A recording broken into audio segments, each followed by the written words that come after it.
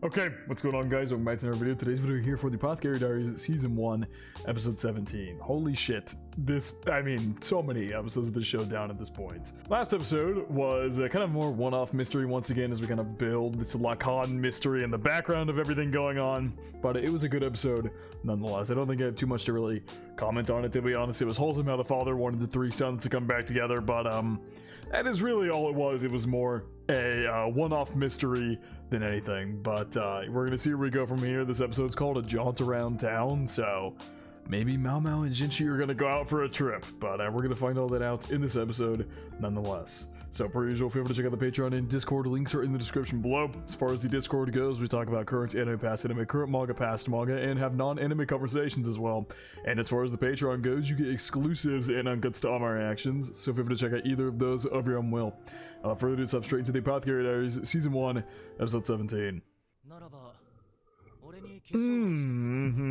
the end of last episode, he asked her to put makeup on him. He already looks feminine enough. Damn the CGI soldiers. Them were caused by beautiful women. All his heavenly beauty.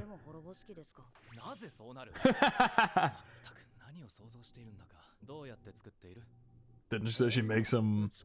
Oh, he wants to be less beautiful, not more. Didn't she say she does him by like clay? Little clay specks or something like that?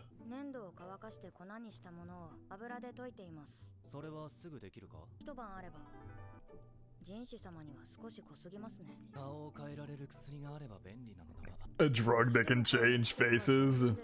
Okay.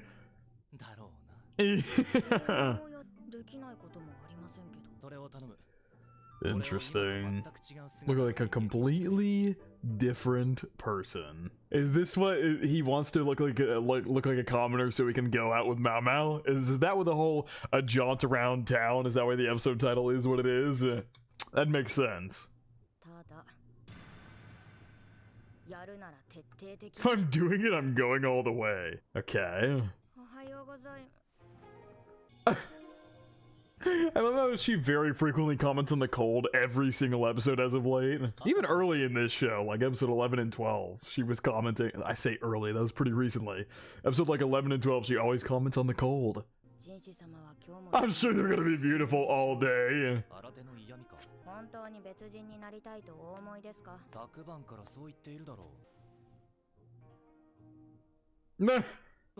Everybody's shocked as hell. No commoner burns such expensive incense. Oh, he smells. So the fit as well. Should not be within your reach. That makes sense. She's used to smelling shit like this. If they smell good. If they smell good. Oh, that's fun. Don't bathe and are unclean.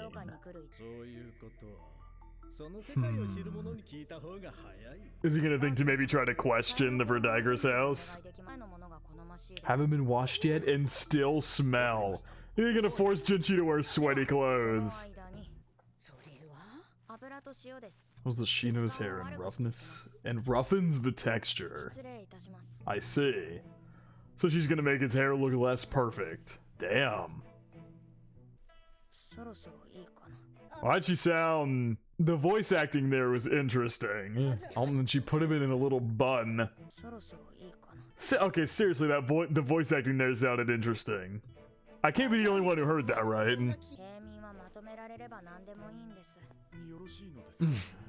Oh! It could be smellier. Damn. Even though he's like a heavenly maiden, he has a well-balanced muscular physique. I love how she's just looking at this as objectively as humanly possible. There is not a dirty thought in her mind. Now did you get embarrassed? To make him look fatter? Yeah. He's gonna make him look like fatter by putting like towels around him.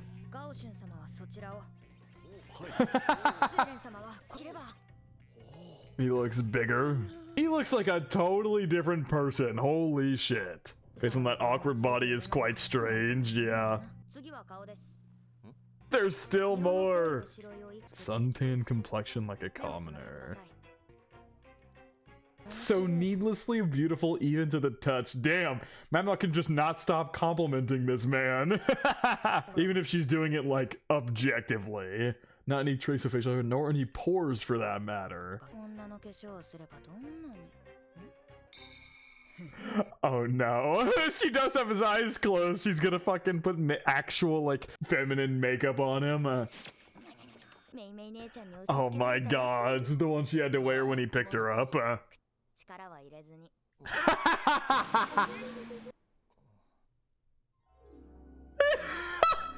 He just looks too beautiful. Glad we were alone here. If it was her, it would have been a disaster.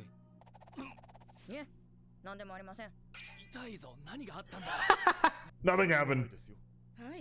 I like how they're all like nothing happened. Doesn't Jinchi have one mole though? He actually does have one genuine mole under his left eye there. To make the hands look unclean. Because he trains. We've seen that before. He trains with the sword. Yeah. I think a eunuch needs to do.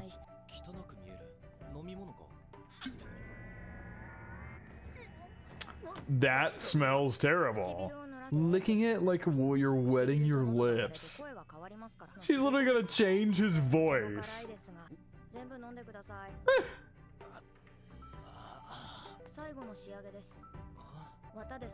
Please fill your cheeks with it to change your face shape. Oh my god. They're going all out to make him look like a commoner. Wow, that looks nothing like Jinchi. Oh my god. And yet he's still pretty handsome.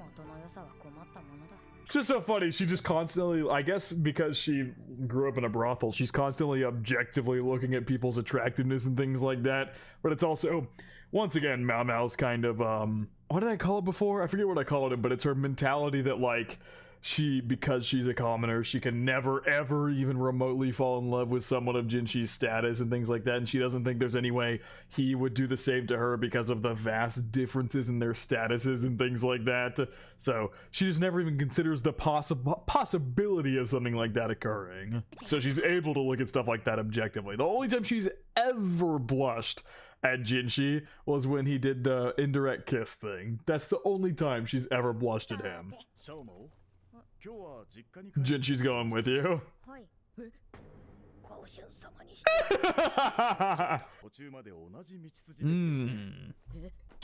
His destination is on the way, so Mao Mao's gotta go with him. Master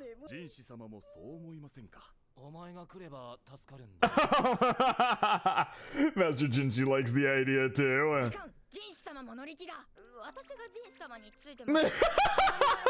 She does not want to go with him. I am also known to be your personal servant.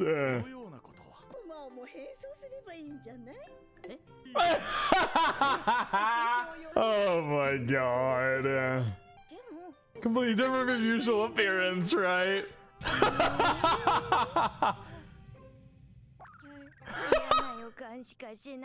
What does Mao Mao gonna end up looking like? Let's see.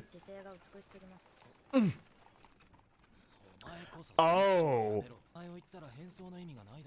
So they made Mao Mao dress up? This is interesting.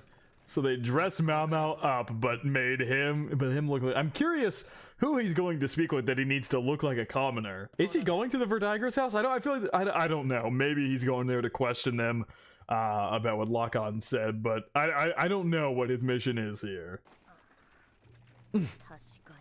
So it belongs to Lane. Oh, doesn't look outdated or anything. They have new hairstyle for Mao Mao here. She looks cute. She'll probably never admit that ever.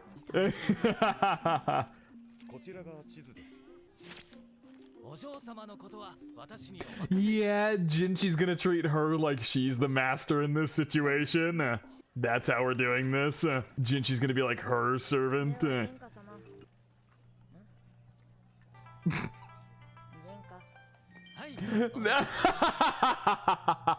Jinchi's getting a fucking kick out of this. It's very interesting to have the dynamic flipped, that Jinchi is now treating her like she's the noble. That really doesn't look anything like Jinchi. So what's his stop? The coffer flower in the name. Should have made him dress up as a woman after all. To maintain peace in our realm. His voice really does sound different. Yeah, they got people. Okay, so they got people watching over him anyway. Bossins here. Oh, Jinchi saw your ass.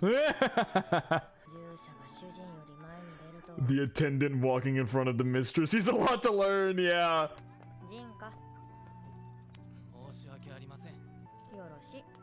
Okay, she seems to be kind of starting to enjoy this. That Yoroshi there sounded very pleased. I don't know, just that little quip there made it sound like she's starting to enjoy this more than she realizes. This little dynamic flip. Some radishes. I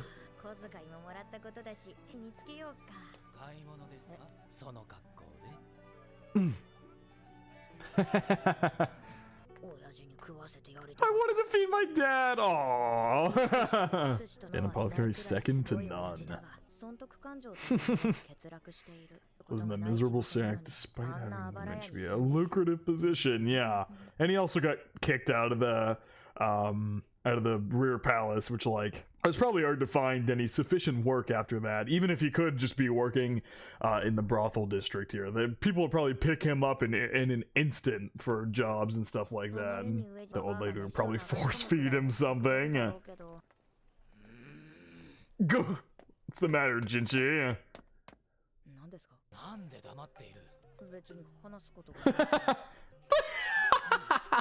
What is that face? He's now pouting.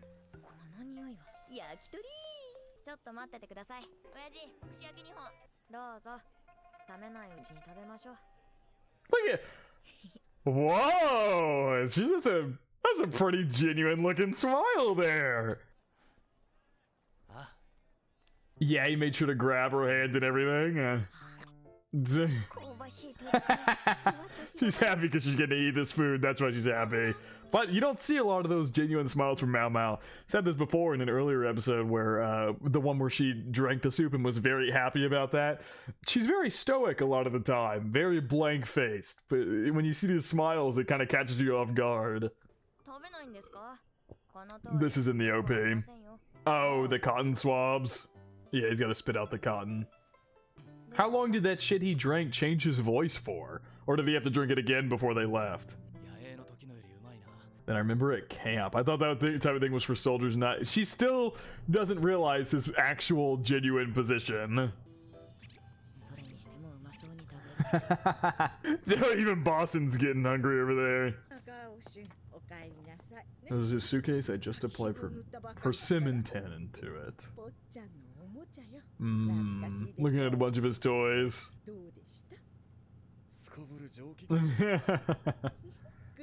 Oh!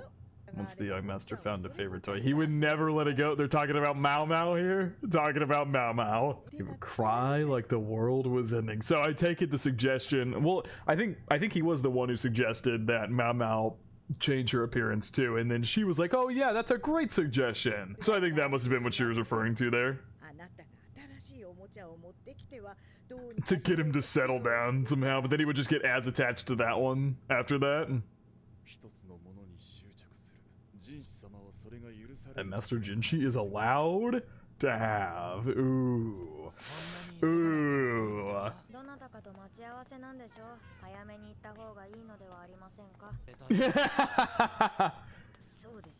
Do I? And go back and buy some radishes and chicken so she can make food for her dad. Is life at the palace so bad? Oh man, buzzing had to go get himself some. But it's quite the opposite. She really actually enjoys her life at the palace. She's able to do kind of whatever she wants. She has like freedom there. She just also wants to make trips at home and everything every now and then. Certainly not bad. Oh, wow. For the first time, she openly calls him adoptive father. For the first time in this entire show. I already knew he was adopted. He was an adoptive father because he's a eunuch, as they described before. He is a eunuch, and I have the whole theory back in episode 15, I think 15, where I went very in depth about my theory about Lacan and him being Mao Mao's dad, and then the whole theory about her mom and everything in the Vertiger's house. All of that's there. I still have that theory in my mind, but I'm not gonna get into I'm not gonna explain it again because I talked about it so much then.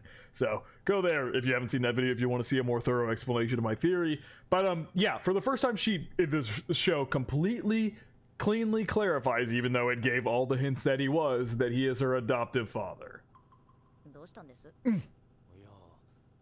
Go anything other than medicine or poison. I need him to stay alive for much longer. I like how Jinchi immediately was like just following up, trying to change the subject.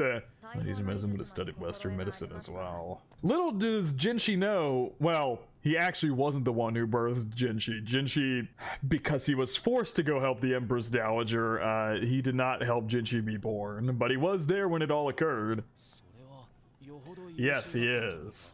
Only those chosen by the Emperor are allowed to study abroad. Some receive more than one. He does seem like a genuine, tried and true, just absolute genius. She knows why, but she's not gonna openly talk about it. He was given to, oh, maybe she is gonna talk about it. He was given 2 talents but lost his manhood. Yes.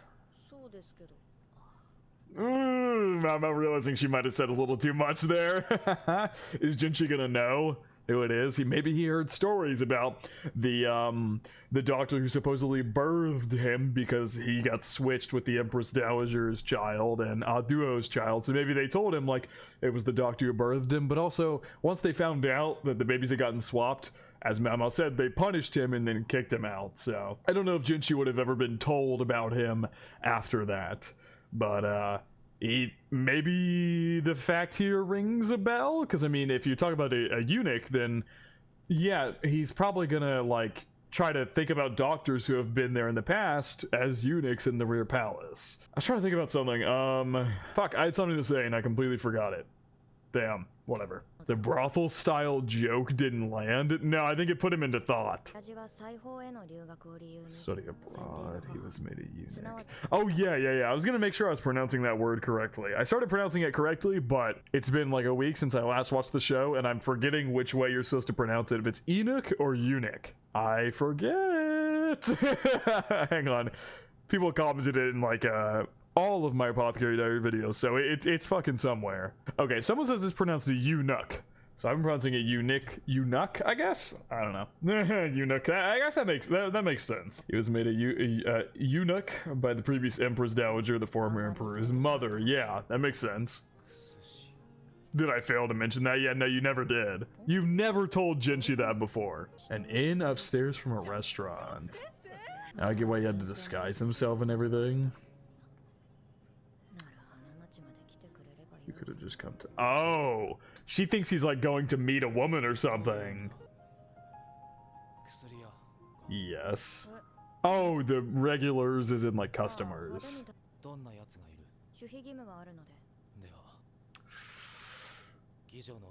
How does one decrease the value of a courtesan? Jinchi asking Mao. I thought he was gonna maybe go talk to the people at the Vertiger's house.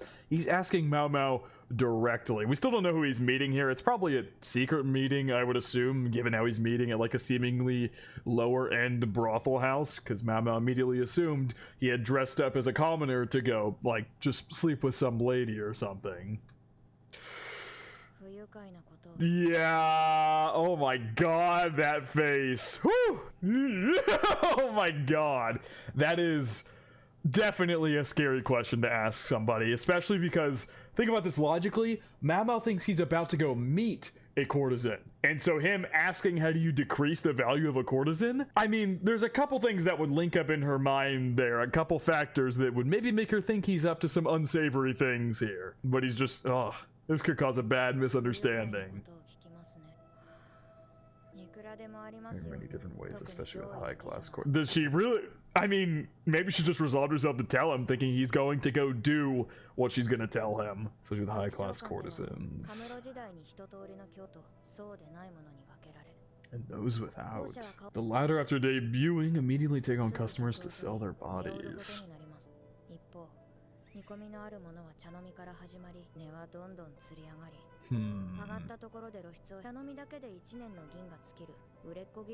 Cost a year's salary just to have tea, with until the day they're bought out.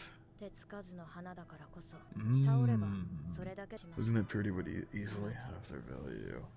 Getting pregnant would reduce it to nearly nothing. I hate that I was right because it is so bad. It's so bad what Lacan was talking about, but in that episode reaction, the thing that immediately, almost split second, he talked about decreasing the value of a courtesan, the thing that immediately came to mind was making her pregnant. That would that was the first thing that came to mind. As disgusting as the thought is, I was correct about it. But damn, all this other stuff too, like some people, like those with talent, avoid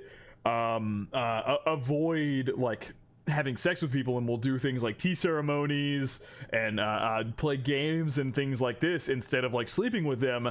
And whenever you get to like that top level, you don't even have to necessarily sleep with people, because then it costs a year's salary just to have tea with them. So they try to keep their chastity intact for when they meet the person they actually love and they want to get like bought out by or something like that. And then yeah, their value comes from how pure they are, basically. One could assume, as bad as it is, the more times they're bought to sell their bodies, the more that value would go down, I guess. It's just this is really disgusting to talk about, but it is innately what Mao Mao is saying here.